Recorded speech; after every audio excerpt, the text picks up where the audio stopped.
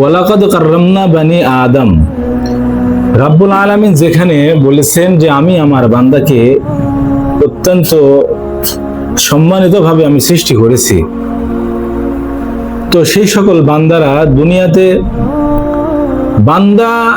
বান্দাকে যখন আল্লাহ রাব্বুল আলামিন সম্মানিতভাবে সৃষ্টি করেছেন, সম্মান করেছেন আল্লাহ তাআলা নিজেই, তো সেই সম্মানিত বান্দাগণ যারা দুনিয়াতে এসে কি করে একজন বান্দা আর একজন সম্মানিত বান্দাকে দুনিয়াতে খাটো চোখে দেখে বা খাটো করার চেষ্টা করে। দুনিয়াতে এমনও আছে, দুনিয়াতে বান্দারা এমন আছে যে তারা অন্য ভাইকে, এক ভাই আর এক ভাইকে, এক মুসলিম ভাই আর এক মুসলিম ভাইকে, একই ধর্মের ভাই আমরা, অথচ আমরা সেই সকল ভাইদেরকে সম্মান করতে জানি না, ইজ্জত করতে জানি না।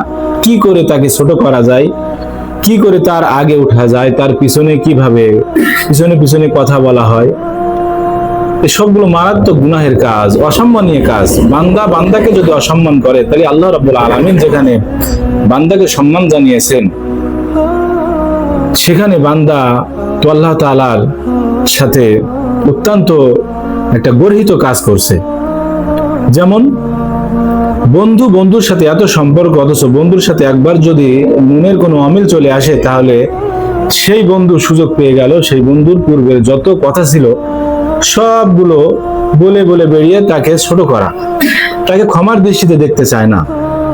অথচ রব্বুল আলামিন কিন্তু ক্ষমাকারীকে অত্যন্ত ভালোবাসেন। যেহেতু রব্বুল আলামিন নিজেই বলেছেন